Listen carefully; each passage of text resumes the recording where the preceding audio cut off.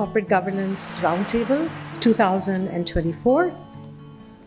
And we have been doing the WIL Corporate Governance Roundtable since 2009. So what is it that is different about this roundtable? What is different is that I'm able to say WIL Corporate Governance Roundtable Board Certified Women. That's what I'm able to say. Now, how is it that we move the compass? We move it because the first thing we have to do is to recognize that there is the talent of women. 500 million women in India. That is 8% of the world population. So you got this talent of women, and then what do we do next?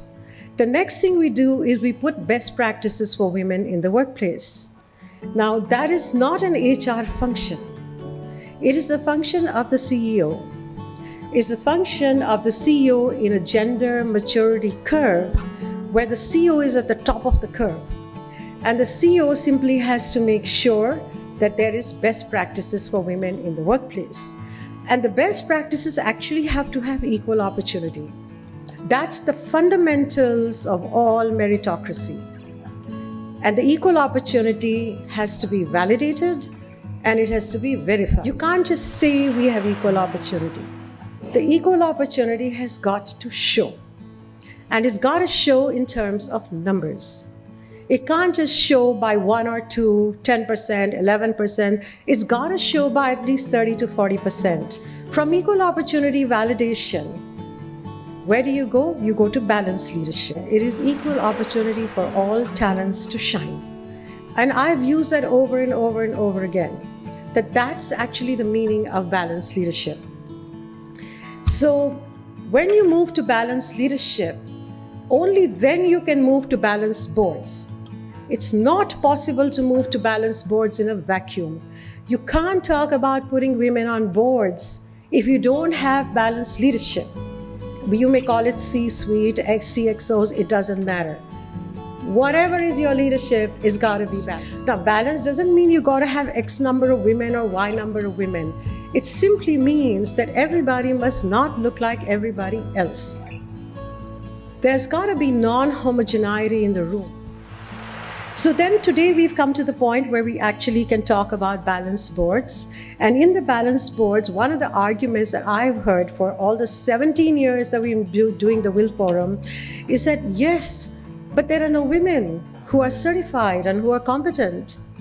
The problem, according to them, is on the supply side. And I don't know how many interviews I have given saying that the problem is on the demand side, not on the supply side. There are enough women. The problem is that you don't see them. You don't have a gender lens. Your lens is biased. You have to change your lens. You can't do this without changing your lens. The other word for lens is perspective. They're chartered accountants, they're lawyers, they're engineers, they're AI experts, they're just so many of them, so capable. We have to create a critical mass of board certified women. And that is why we started the board certification program maybe about 4 years ago. And currently we have 350 board certified women.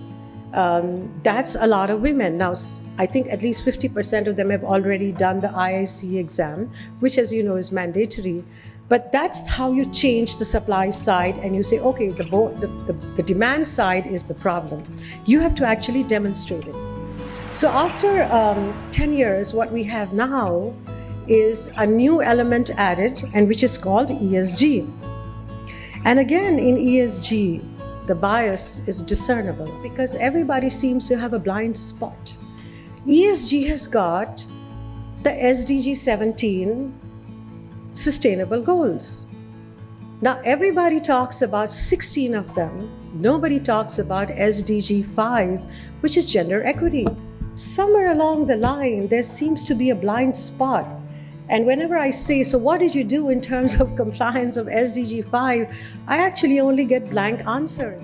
And the second part of ESG compliance is called the care economy, which is also called the purple economy. there are 99% of women who are unpaid workers sitting at home and looking after what they call Gen Z or the future generation. Now, this is my lens. You got to listen to everybody's lens. This is how my lens looks at it. You're going to talk in a vacuum if you don't focus on the care economy. And the care economy has to be a board agenda. It cannot be dealt with by a CSR person or a diversity person. It's got to be a board agenda. Just like ESG is a board agenda, just like SDG 5 is a board agenda. I hear everything about the women, but I never hear them saying, what do they think about corporate governance? What do they think about future boards? What do they think about shared humanity?